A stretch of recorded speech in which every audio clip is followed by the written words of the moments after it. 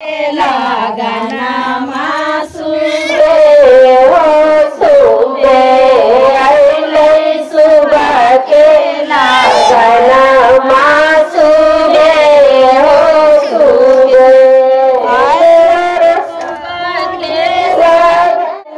सुबह के लगना मासु हो सुबे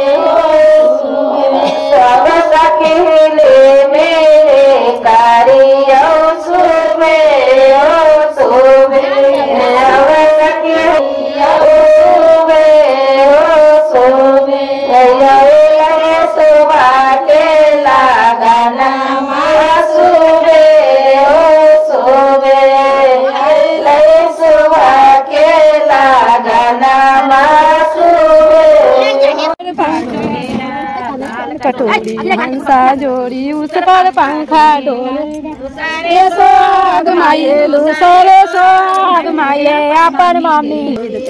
पंखा डोले लाल कटोरी क्या हो रहा है पंखा डोले क्या होता है चाची देवेला अपन चाची देवेला इधर तो बोरी उठावे गेलो हां देखा तो तेल ले पंखा डोला चमासो चमासो अपन मामी देवेला अपन मामी देवेला लाल कटोरी हंसा जोड़ी उस पर पंखा डोले लाल कटोरी हंसा जोड़ी उस पर पंखा डोले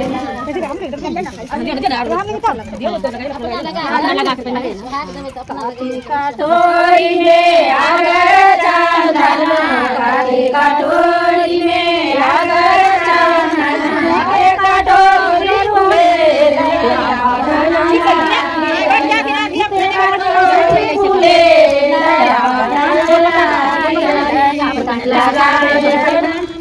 मामी सोहागी सोहागी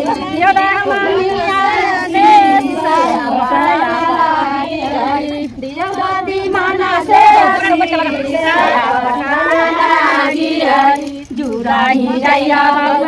जुराही जो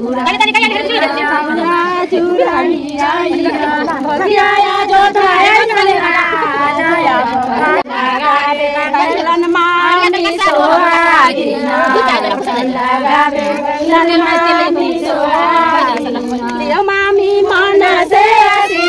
सया पटन लगी रही मामी मन से सया पटन लगी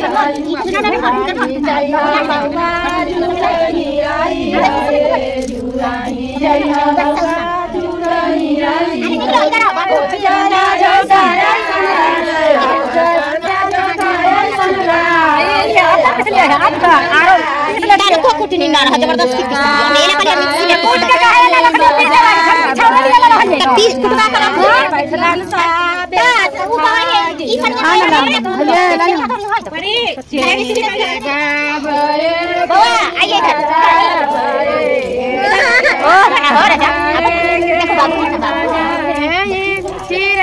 नामी के सया